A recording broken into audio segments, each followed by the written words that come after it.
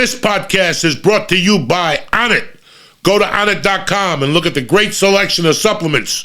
If you find something you like, press in code Joey and get 10% off delivered right to your house. What's happening, you bad motherfuckers? The joint is brought to you by DraftKings. Listen, it's Monday, and this week, UFC 281 is live from New York motherfucking City. Feel the heat of the fucking octagon with DraftKings Sportsbook, the official sports betting partner of the UFC. New customers, you ready for this one? You're going to bet $5 on UFC 281 and get 200 in free bets when your fighter wins. If that's not enough action for you, everyone can earn up to 100% boost with DraftKings stepped-up parlays. Place a parlay today with 3 or more picks and combine multiple bets like which fighter will win and total rounds. This week, listen, I got to take a look at this again. I got nobody I'm looking at. You know, I always wait until the weigh-ins. But DraftKings Sportsbook is the only place your Uncle Joey bets on the UFC. And don't forget those prop bets. Download the DraftKings Sportsbook app right now. We got a whole new, forget the UFC. We got the NFL. We got Thursday Night Football. Use promo code Joey and throw $5 on UFC 281. Just $5 and get 200 in free bets when your fighter wins. That's code Joey this Saturday at DraftKings Sportsbook, the official sports betting partner of the UFC. Minimum age and eligibility restrictions apply. See show notes for details. Download the DraftKings app right now and get ready to fucking get paid, laid, and parlayed this weekend. Listen, the joint is also brought to you by Heart and Soil. I've been trying to eat healthy for the past few years after this little thing I had at Princeton Longevity. I've been taking these beef organ supplements from Heart and Soil. They're fucking tremendous. You know what I'm doing a lot better? Recuperating. Beef organs are the more nutrient dense than kale, spinach, and blueberries combined. That's why they're called nature's multivitamin. Listen, I've been taking them for 3 weeks since they came on the show. I feel a lot better. I'm sleeping a lot better. I'm making pretty good gains, so I'm pretty happy. People ate organs for thousands of years and never suffered from obesity, heart disease, and infertility because they were eating organs. Nature's most treasured foods. Founded by Dr. Paul Saladino, Heart and Soul supplements are made from grass-fed, grass-finished beef organs. Feel like a man when you take supplements made from liver, heart, kidney, spleen, and testicles. Let Heart and Soul help you reclaim your fucking radical health.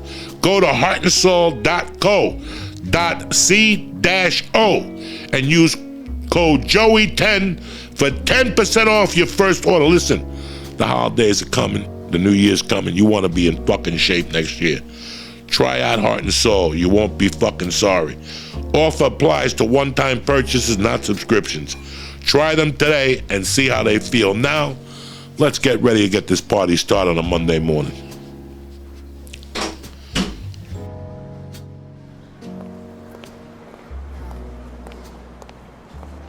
how you doing? Come on in. Yeah, Joey's in the back. Check 1, 2. Welcome to Uncle Joey's Joint.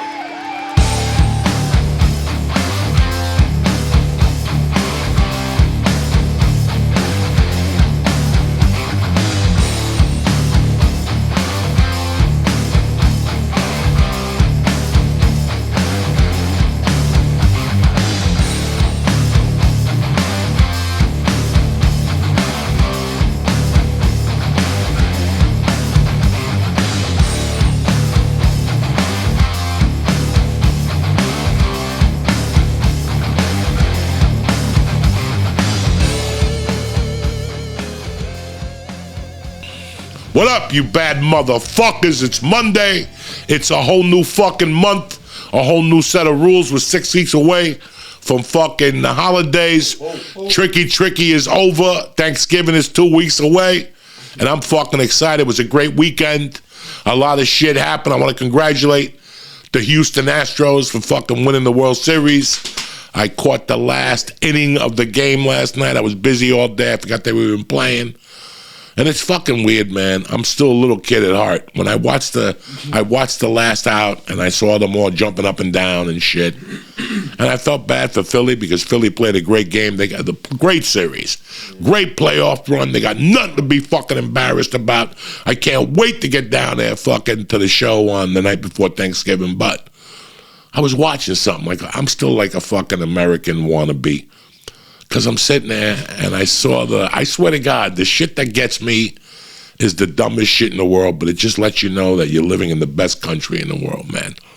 The World Series is as American as can be. I go watch basketball. I love watching football. You know, I watch the UFC, whatever. Nothing gets me more than like the World Series. I don't know what it is. And I'll tell you what else I like. I like the Final Four. Something about the Final Four, those young college kids winning and stuff like that, their moms in the fucking audience, you know, like proud of their kids. That's always done something for me because I didn't have parents. But last night during the World Series, one of the guys won and his daughters were out there with him. And he was walking with his daughters and they were fucking happy. And I'm like, God damn, I never get to fucking do something like that. I would love to do something like that. I still remember watching fucking Michael Corrin as a kid at the NCAA in 76 and going, that to me, like, I love stand-up comedy. I love, you know, movie stars, Clint Eastwood and all that. But to me, like, winning the NCAA and standing there, your parents in the fucking, just something. And when I saw Michael Corrin, he was a Jersey City boy, and I was a kid. I didn't think fucking New Jersey people ever did anything. I really didn't, except Sinatra, you know. So when I was watching the semifinals against UNLV that year, and they said Corrin was from New Jersey, I was like, what the fuck? And then they said something about St. Anthony's. I'm like, that's got to be a different St. Anthony's than Jersey City. But that Monday night when they played in the finals, and I saw Jersey City, New Jersey, and fucking St. Anthony's, my head exploded as a little kid. I never forgot that. And it's the same thing when I watched the World Series last night, when they fucking were getting interviewed. I watched like 10 minutes. I turned it off before the kid got the MVP, the 23-year-old kid. But you know what, man? Baseball's over. That just lets you know we're closer to fucking Thanksgiving. And baseball went all the way to fucking November this year. November fucking 5th. That's fucking crazy. But I want to thank everybody who came out to the show on Wednesday night. I had a fucking blast out there with Felicia, Lee, Mike. It was great. The people from DraftKings came out. You know, when I do the shows now, my niece was there. George was there with fucking his sister and her friend. The guys from Laughing Gas were there. The guys from Stoners Clubs were there. Listen, man. I met your neighbor. Yeah, the neighbors were there. We gave them an edible. It was fucking great. It really was. And I do these shows, and you know, you get into New York City. Like I don't get excited till I'm in the Lincoln Tunnel. Like, it's great. When I'm on the 3, I see my grammar school. I see where the Iceman put the body into the hotel. I see all these things that kind of bring me back a little bit. I fucking love it. When I go under the Lincoln Tunnel, I'm like, I've been going through that fucking tunnel, it seems like for 100 years. When I come off that tunnel and I'm headed into Jersey, I've been doing that since I was a fucking kid, man. So going into New York, when you go in the Lincoln Tunnel, you know, for a minute or two, you're like, fuck. One of these bricks gonna fucking fall out. I'm gonna be like fucking Ernest Borgnine in a Poseidon Adventure.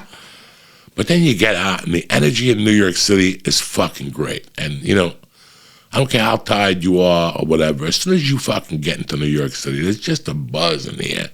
I was watching Mike's video of him walking through the city. You know, listen, man, I've been everywhere.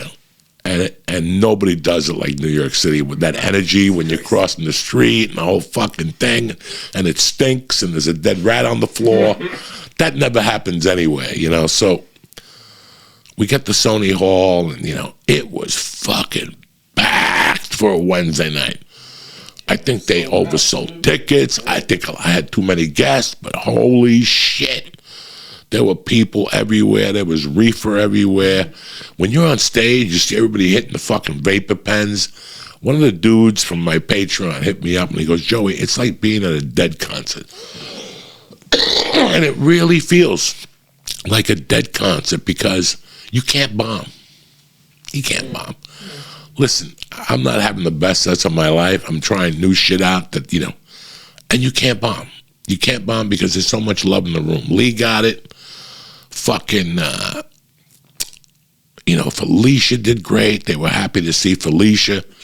George Perez fucking did a great job. Stu Finer is always a fucking trip. He really is a trip. I love that he shows up. He's a great fucking guy, and he's out of his bird. He really is out of his bird. When we're downstairs talking after the show, fucking George showed up with pastries. Oh, that was from George? They were delicious. Oh, my God. I forget the name of this place in Ridgefield Park, but they got the best lobster tails. Everybody was walking around with a glob of cream on their shirt. That's why I told George, I go, George, cut those fucking lobster tail in half. I saw Lee bite into one, and he had it all over his he had it all over his beard and shit. Those lobster tails are so fucking good. The cannolis were on point. I had the chicken, he brought some chicken downstairs. They're just good, fun nights. Can I do a whole weekend of that? No. I was so fucking tired on Thursday. Holy shit. And the party started on Tuesday night with the mushrooms and the fucking edibles. Poor Lee thought he had a lobster claw for a fucking hand. He kept telling me that at the restaurant. He couldn't pick up the dish and shit. Then we came back and we watched The Thief, and Lee is a fucking trip. Wednesday night we came back, we hung out for like 10 minutes, we were both wiped out. And fucking Thursday night, holy shit, Lee left at like 9:30 and I went right to bed, guys. I walked him to the stairs, he walked out, I had an option to come back and watch TV, and I was like, I'm gonna at least try it. I went upstairs, I hit the crib, I don't remember falling asleep. All I remember is being 8 hours in fucking the fucking Whoop Watch. That's the biggest sleep I've ever had. I was just tired. Those nights take a lot out of me because I'm fucking, I get butterflies. Listen, man, I get butterflies. It's crazy. You always think when you're a performer, any type of performer, whether you're a magician, whether you're fucking a musician, I love the butterflies. I love being scared, and I love being focused. I love that feeling of the borderline puking. I've never puked before a set, but I've had a lot of dear friend comics that have puked. They used to barf before their sets. I've never been that bad. But I'll tell you what, man, the butterflies are just tremendous when you mix it with the THC. Thank God. No, I had no mushrooms in my system because the fucking stairs, you got to walk up and down stairs there like 2 flights. And whenever I eat mushrooms, I get winded. For some reason. I don't. Yeah. Is that okay? Yeah, I get fucking, I don't know, like when I take the Shroom Tech, it gives you a little bit of breathing room. But when I take psilocybin mushrooms, no matter whether they're mushrooms, the gummies, whatever the fuck I take, I'm telling you, man, I just have a hard time breathing. And then if I'm high, by the time I'm reaching for my breath, I start getting anxiety. I don't like that. So I don't take the mushrooms till I get off the stage. Yeah. Once we get off that motherfucking stage, I stop popping those silly mushrooms. And I tell you, I eat like 4 or 5 of them just to set. Like, I built my tolerance to them now, so I can eat a whole bag. Yeah. My brother's eating a whole bag at night. He eats 10 fucking just to fucking walk around in the afternoon. Wow. But you know what, man? I feel a lot better since I'm eating the mushrooms. I feel a lot better since I'm microdosing. I get better sleep. I got a lot better clarity. And that's all that fucking matters, man. We're all right. But I got to tell you what I did learn about Wednesday night, which really dawned on me in a weird way. George Perez. George Perez, listen, I don't have to watch you. I've been doing comedy for 30 fucking years. I've been studying comedy. I don't have to watch you. I like sitting behind the stage and listening. When I got into stand-up comedy, I listened. I didn't go. I was fucking 8 the first time I listened to a stand-up comedy album. That's how stand-up was introduced to me. It made you sit down and listen. For years, from the time I was, I don't know, 10, 11, till my mother died. That bedroom, we would have listening parties 3 times a week. People in this country have forgotten that, and they were so much fucking fun. They were so much fucking fun. People forget those listening parties and what it did for certain people. Listening parties are when people come over, like I don't know how many times on Saturday nights I knew my mom was working till 3 or 4, and I get my friends at like fucking 7. We get like I don't know, 2 6-packs of beer, 2 8-packs of nips, whatever the fuck they call them, and we'd drink them at a park or something. We'd get a nickel bag from Puerto Rican Nelson. We'd smoke 5 of the 7 joints in the nickel bag. We'd put Visine in our eyes. We'd fucking eat chips. We'd fucking go to the diner and fucking torture the waitress and laugh in her face. And then we'd shoot to my house, and we'd put on either a Pryor album, either a Led Zeppelin album, either an Earth, Wind, and Fire album. I remember nights we put on a couple albums. The albums in those days were like Ted Nugent, not even Double Live Gonzo. I think it was Wang Dang Sweet Poontang, that album, the live album or something. Oh no, it was Cat Scratch Fever. That's what we'd listen to. We were just kids, but I had no idea. I was preparing myself to listen. I loved it. I loved, in the 50s, you see all these people who would just sit around radios and listen to the Green Hornet. There was no fucking TV. They listened. And for years, I loved doing those listening parties. I still remember listening to Led Zeppelin 2 with my buddies and being fucked up. And all of us standing up and playing the air guitar and singing. And it was just the shit you do when you're on drugs. But I enjoyed those nights. I enjoyed listening. I don't know. When I listened to those Richard Pryor albums or Red Fox albums or George Carlin albums, Lenny Bruce albums or Bob Newhart albums, I always enjoyed, you could hear the energy in the room. What's going on in the fucking room? Like, you could hear the waitresses. There's so much smoke in the room, it comes through the fucking speakers. Like, you could just feel it when you really immerse yourself into what's coming out of there. Anyway, enough with that shit. So I'm sitting there listening to George Perez's set. And I didn't even watch him. Just his timing was fucking impeccable. George Perez's timing was fucking impeccable. It was my show that night, but it was George Perez's night. And just from a comic point of view, watching somebody improve that much, I haven't seen George. I bumped, when I went to LA, I saw George. George and I talk all the time. I watch his podcast. I watch his fucking videos, all the Mexican stuff. And I see what he's doing in LA. And I know he's working hard, as is D'Agostino. My friend D'Agostino, I heard, is fucking becoming a killer. I hear Eric Roach is becoming a killer. Lee is becoming a little killer. He's just finding his fucking way, but Lee is a very good writer. But to get back to George Perez and what I learned that night, for all the young comics that ask me questions and whatnot, this is always a good thing on a Monday morning. I learned that while I was sitting there, first of all, the Comedy Store is still the best place in the world to get your timing up. I have never seen that. I remember walking into the Comedy Store, and years later, people coming up to me going, Joey, we haven't seen you in 18 months. Your fucking timing. Your timing. You know what timing comes from? Listening.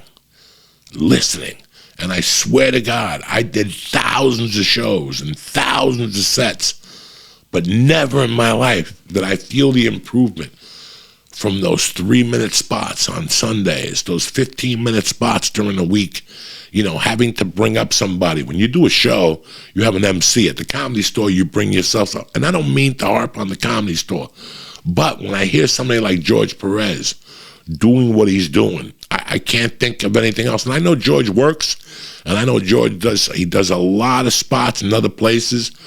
The store gives him 3 fucking, but I heard Ryan, I saw a stand-up comedy, I saw Ryan Sickler stand up the other day, and I was like, Ryan has fucking improved a lot. Why? They all got passed at the Comedy Store. In that short period of time, if you really believe what you're doing in your sets and you really comprehend what's going on in the store, listen, first time you start going up in the store, it's like going to jiu-jitsu. It's like doing anything else. You're just trying to fucking survive. You're just trying to survive, like you're like, I'm just going to go up there and try my best. You try to survive and you try not to fucking bomb when you're a comic, and then after a couple of weeks, you start getting the hang of it. But you don't get the hang of it. We'll get to that later. You start getting the hang of it. You don't even know what's really going on. You're very excited. You're regular at the Comedy Store. Things are moving. Things are starting to happen. I might as well call fucking Howard Stern and tell him to suck my dick. There's a new sheriff in town. You get all these thoughts in your head. You're excited. But once that settles in, you start paying attention. And the good thing about the store is when you do a comedy set on the road, like if you call me tomorrow and go, Joey, book me at the Stress Factory in Jersey, Wednesday through Saturday. That's 4 nights. That's 6 shows. 2 on Friday, 2 Saturday, and 2 during the week, right? By the time Friday comes, Friday 3rd show, like Friday early, by the time Friday late show comes along, you're pretty loose. You've already known the room. You know what the headline is going to do if he has a set list. You know what the MC is going to do if she has a set list or he has a set list or they have a set list, just in case for the people. Adjectives are big now. For all these fucking things, but when you go to the store, the Improv, the Laugh Factory, if you go up there 4 nights, you're going to see 4 different comics. That's 16 comics you're going to see if you stick around and pay attention. Some people just go in the back and drink and whatever. Yeah, that's what I did too.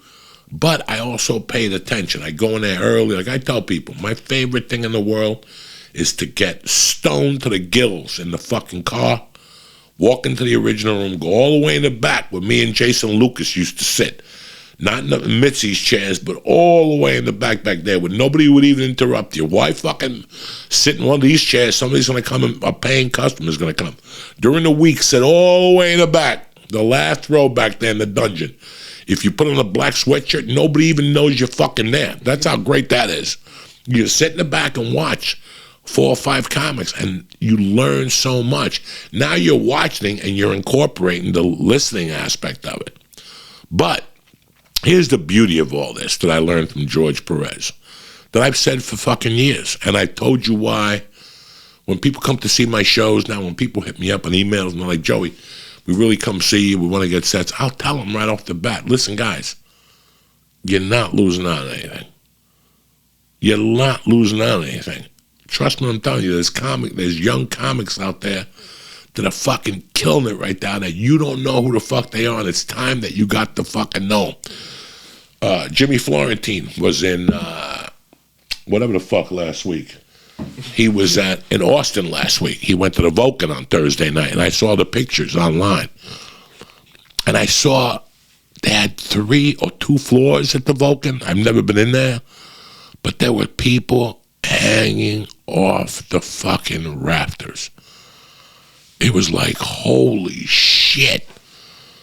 The next day I called him when he was in Dallas, and he was like, Joey, what I witnessed yesterday was fucking tremendous.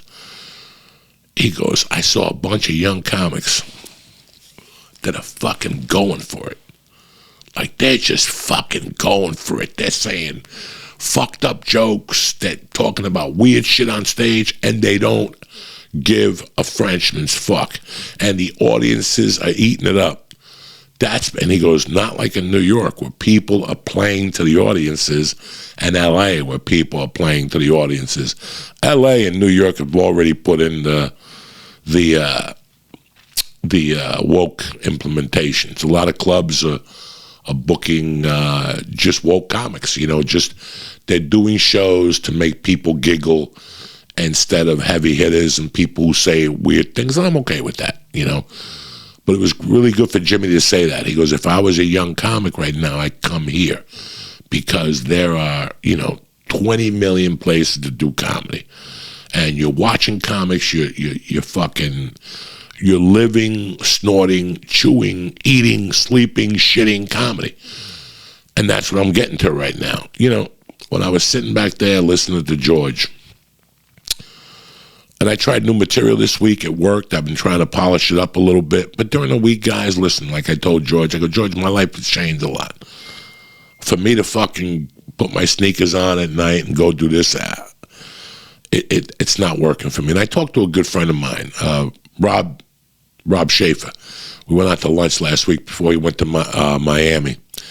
And we were talking about training at night, how for a while there I was doing okay. Now, I wasn't going to jiu-jitsu at night. I was just going to the gym at night. One night a week, I said, I'm going to go to the gym and do a pretty fucking decent workout. 45 minutes, ride the bike. And I stuck to it. I stuck to it till I went down to the OB. And then when I came back from the Outer Banks, you know, shit got crazy with girls softball. Practice on Tuesdays, game on Wednesdays, so I lost it. And I still go to the gym one night a week, even if it's just to ride the bike. I go to the gym, I do a couple downward dogs, I do shit like that. But I told him, I go, I got to start going to jiu-jitsu. I got to change my life around. I got to start going to jiu-jitsu at night. And he goes, listen, I know you don't like it, but just go Wednesday nights. Make a goal to go one night a week. And start small. He goes, because see, the night classes, you could participate in all three classes. So it'd be a tremendous workout. I'm just an old man. I don't have no energy at night. But I have to just start going to the core classes at night. And those are the classes where you don't roll and then do it slowly, even though I'm tired, you know, just go, take the chances. But anyway, that's got nothing to do with what we're talking about here. You know, at night, I just like staying in with my family. For fucking so many years, I always had to go somewhere at night. That now it's kind of fucking nice. This week, I'm thinking my family has to go to Pennsylvania for a fucking softball tournament. If I don't go with them, like Friday night, I want to go see Paul Veazey. Paul's at the Stress Factory this weekend. Tom Pop is at Red Bank on Saturday night. I was thinking of maybe going to get a bite with him in Red Bank, or maybe he comes here and we'll go to ONNIT or Cousins or something. I don't know. But I need to start going out more during the week. Not even to do comedy. How about let's start with getting fucking entertained? That's a lot of people forget. You got to get fucking entertained, you know. My nights suck. So when I'm sitting there listening to George, and this applies to everybody, you know, guys, until 2007, from 2002 to 2007, I would get harassed. Constantly. And it was the weirdest form of harassment. I had maybe 8 or 9 comedians, 8 or 9 of them, that would call me once a week and tell me how bad their life was going. And me being the nice guy that I am, I would talk to them about, you know, dog, you know, you just got to hang in there. We're in L.A. This is the major leagues. I mean, I'm not doing any better than you. But at the time, I was booking like TV shows. Like I was booking like Mad TV, and I had done Analyze That, where I had 3 lines and got shot. But for some reason, when I was getting those roles, these guys were thinking like, you know, I was getting ahead of them. And to me, those roles didn't mean shit. It was just getting experience. But these guys would call me and like put guilt trips on me. Like, dog, I don't know what the fuck is going on. I never get a movie. I never get a TV show. I never got a guy like Rogan to take me on the road, you know. Well, I'll tell you what, I never asked Joe to take me on the road. I would get on stage 11:45 every night. And if he had a set, I had a set. And eventually he decided I was a hard worker, and he gave me the opportunity to open up on the road. These stupid TV shows I'm getting and stuff like that, I get them because I go to acting class. I believe in it. I work it. And I get an opportunity, and I learn how to finally be. Bro, you got to remember, from 97 to fucking 2002, I auditioned 3 times a fucking week and didn't get shit. I felt like fucking taking a swan dive many a night. But I got to the source. I got into acting class and started meeting people and talking to other fucking people and see what they were doing. I got into acting class to see what actors would do to hustle work. And I learned how to fucking hustle acting work. I started putting auditions on tape, and we got The Longest Yard and an American Gangster and all these stupid fucking movies. But I didn't get those movies because, I don't know, I got them because I was working. And see, while everybody was talking shit about me, Joey Diaz is a coke fiend, Joey Diaz is this, Joey Diaz is that, that's what got to them more. that they couldn't figure out what I was doing. Well, I'll tell you what I was doing. I was working it. While I was sitting there listening to George Perez and thinking what he was putting into it, I still remember me, Josh Wolf, and Ralphie May chipping in for fucking, a lunch between the three of us, and maybe my envelope was lighter than the both of theirs. And us talking about what we were doing, and Josh was writing, and Ralphie May was at the Lab Factory, and I'm taking stupid acting classes. I would give my life to be back to that situation again. When you're a hustling fucking comic, when you're getting up at fucking 9, and your whole, I mean, listen, I used to get up at 9, I would never be at some coffee shop fucking giggling or hanging out with other comics or playing Frisbee or smoking dope. Or I did that, I could count on my hands how many times I did that shit. We worked, man. I got a call from a friend of mine the other day. He was telling me, hey, man, I didn't know you. Me, George Perez, Silent Bob, Felipe Esparza, Rick Ramos, we used to have our own acting class. We all went to acting classes. We saw what the fuck they did in acting class, and we could do the same thing. So every Tuesday for about a year, we would meet on Tuesdays, do a pseudo-acting class outside at a fucking park, and then go get super fucking stoned and buy edibles. But you understand, we put in the fucking work. Felipe, Willie Barcena, Rudy Moreno. I mean, these guys...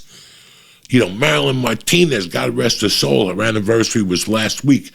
These fucking people were out, not every night, every minute. I still remember, I stopped going to weddings and functions and bars and shit because, honestly, I didn't want to talk about your stupidity. All I wanted to talk about was comedy and how to get better. That's all I had on my fucking mind. There was no... When Mike would come up to me, do you know what me and Mikey did this weekend? I really don't give a fuck. You know what I'm saying? Kids are the last thing in my mind, and I don't want to hear about fucking kids. And I lost a lot of friends from not doing certain functions and going to weddings and going to sporting events and stupid parties and bachelor parties. But in retrospect, I didn't give a fuck because I didn't move out there to do all that shit. I moved out there to work on my craft. And my point being, the reason why George Perez improved so much, and guys, this runs across the board. I'm talking about comedy, but this runs if you're a plumber, a guitar player, a writer, a fucking movie editor, the whole thing. You know how many fucking people would call me and say different things to me? And I would always ask them the same thing. What did you do last week? And all these people that used to call me, like how I stopped from them calling me, how I stopped getting these people to call me, I didn't fucking ever yell at them and go, get the fucking work. I would say to them, what'd you do last week? Well, my sister had a birthday party in Laguna Beach, and I went down there for 3 days. When you were down in Laguna Beach, did you do any sets? Did you think of going to that contest? No, we were partying and having a good time. All right. What'd you do Thursday when you came back? Oh, fucking Johnny had a fucking barbecue combination party at his backyard. We did comedy. Okay, what'd you do Friday? Oh, I went to a movie with my girlfriend. What'd you do Saturday night? Saturday I had a show and fucking an AA meeting. Okay, listen, so what you're telling me is you got on stage 2 times. You live in Hollywood. You live in L.A. And you're telling me you got on stage 2 fucking times. Well, you know how many times I got on stage last week? And granted, I'm a fat fuck. I'm 360 pounds. I'm snorting coke. I'm broke. I got on stage 22 times last week. What do you mean? But see, you know people. You're friends with Rogan. Don't put Rogan into the fucking equation. Monday, I started at Latino night. Then I went over and did an open mic at the fucking Comedy Store. And then from there, I got in my car and I met George Perez down in fucking a bar we used to do on Monday nights that the open mic started at 11. We wouldn't get home till 2 in the fucking morning. There was a Chinese restaurant that wouldn't serve us because we weren't Chinese gangsters. There was a donut place. I mean, dog, we would eat chicken wings from this bar that when you would bite into them, you could see the veins in the... Oh, my God, you have no fucking idea what we put up with. And then we got home at 8, and I got up in the mornings and I looked at breakdowns. And then from there, I fucking smoked pot, and I did this, and I put auditions on tape. And then we went to the Tuesday night was a fucking, was African-American night, the Comedy Store. You go down there, hustle to get a spot. What I'm trying to say is, whether you're a plumber, whatever the fuck you do, if you're going to grow doing something, you have to live it, chew it, sniff it, fart it, fuck it, suck it. You got to do everything to this fucking thing. If not, listen, it might work out for you. But believe me, between you and me, it's not going to. How do I know? Because of what's going on with my life right now. When I go on stage, yeah, I'm funny, I'm writing, I got new jokes, but it's not the Joey Diaz that was going on stage two times a night 3-4 years ago. It's not the Joey Diaz that was doing a comedy podcast, constantly surrounding himself with, America's best comics, and your mind is always thinking. I don't have that mind no more. I've been saying it for weeks. Yeah, I crack funny jokes when I'm driving around. I giggle when I get high and shit like that. But to have that fucking machine gun mind that constantly, you got to work that thing every day. It's a fucking muscle like anything else. So if you're a fucking lawyer and you're just doing the bare minimum, and then 5 years from now, you're like, how come nobody makes me a partner? Well, the guy in the other room works for, he fucking has a cotton here. And on the weekends, he goes to conferences and he learns about the new fucking medical marijuana laws or whatever the fuck. And even though, I didn't want to be an actor, but I didn't want to get on a fucking set years from there and not know what I was going to do. I never thought I'd get in a big movie, but guess what? I ended up in one. Maybe because I had the confidence when I walked in that room to nail that fucking set. To some people, like, oh, well, Joey's gay. He must have sucked his dick. Rogan must have called him. Yeah, that's the easy way out. That's what people who don't know the fucking business would say. That's the easy way out. You got to work it. And yes, I got help from Rogan. And yes, I got help from Dane Cook. And yes, I got help from Ralphie May. And yes, I got help from Gabriel Iglesias. But during that whole fucking time, guess what I was doing? I was helping myself. I've met so many young comics the last 8 years that basically want you to do the fucking work for them. And that's not going to happen. I know 5 times 6 is 30. You know what, bitch? Show me the fucking work. Show me the goddamn paper. I know 4 times 8 is 32, but you know what? Let's break it down. Show me where you carried the 1. You did the whole fucking thing. I don't think anybody wants to do that today. And, I applaud those young guys in Austin. I applaud Joe Rogan that he's chasing it. He kills it every opportunity that he can. For me, in my world, things, I just saw Bert was 50 this week. Good for Bert. I got to call him and wish him a happy birthday. I wrote a thing on there, but I got to call him anyway. It's funny. He's 50. At 50, I was stabbing motherfuckers. You guys know me. At 50, I was stabbing motherfuckers 10 years ago. I had the energy of 10 bulls, and I didn't mind fucking chasing it. But I'm getting to a part in my life right now that I don't even know if I want to fucking chase it. I enjoy doing it when I do it. But listen, I don't want to get on a plane. I enjoy showing up to Uncle Vinny's, and I enjoy maybe Friday night going to St. Paul visiting. If he asked me to do a spot, maybe I'll go up there. Maybe, I never know. But I like that. I like that. For years, I fucking hated after my daughter was born that I go to a party and I had to leave in 10 minutes. I got to leave now. Now I could just settle. I did my time. I did what I had to do. And it's just a fucking hobby. And I got no qualms with it.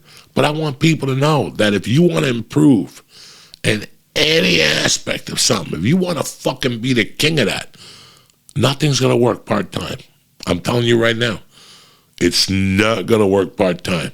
It's your heart and your fucking soul that you got to put into this shit. And I tell you what, think about this podcast for 2023.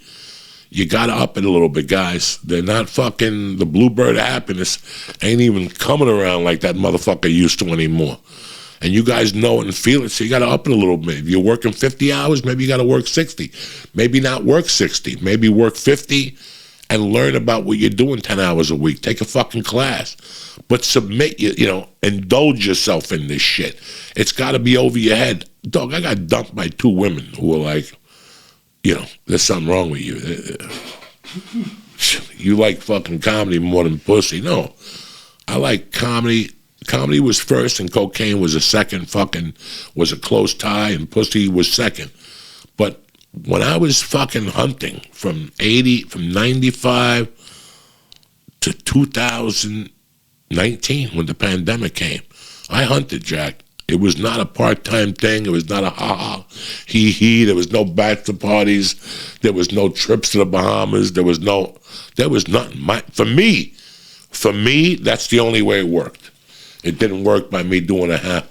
So if your career is staggering, whatever it could be, you're a plumber, a mason, a fucking whatever the fuck it is, maybe take a look at yourself. Maybe you're not putting enough effort into this fucking game.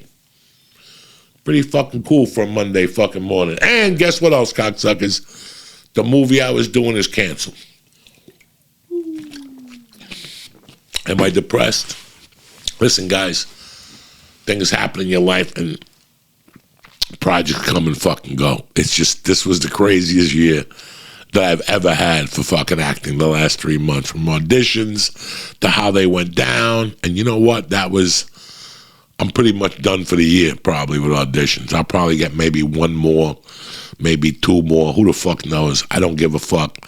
That's Amore got shut down for a few weeks. Financing issues, whatever. Who the fuck knows? I now have no goals. I was going to be tight. I don't even think I think I looked at the schedule. We were only going to be able to do one podcast a week. There was no way. There was no way we could do two, because I was working every Tuesday, except Thanksgiving week. I have off, but it was going to be like that till December 15th. So everything happens for a reason. I'm not sad about it.